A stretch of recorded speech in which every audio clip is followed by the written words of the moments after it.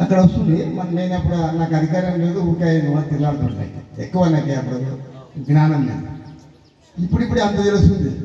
అట్లా ఇప్పుడు విషయం కొడుతున్నాం. గురువిಗೆ ಗುಲಾಮನಾಗುವ ತನಕ ದೊರೆಯದನ್ನ ಮುಕ್ತಿ.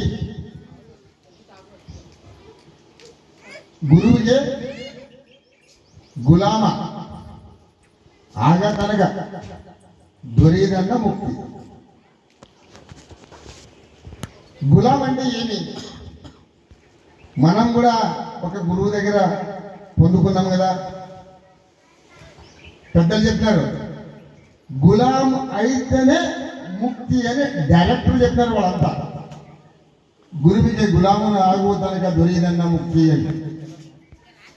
గులాం అంటే ఎటువంటిది, అది ఎట్లుంటుంది అని ఒక మనకిన సంకల్పం ఉండదు. గులాం అంటే అప్పుడు ఎనికి ఒక జీతగాడు ఉంటారు కదా ఒక ఇంట్లో, గౌళ్ళ ఇంట్లో కానీ రెడ్డి ఇంట్లో కానీ ఒక గాసగాళ్ళు ఉంటారు.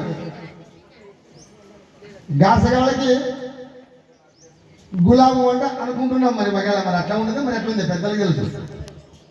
గులాం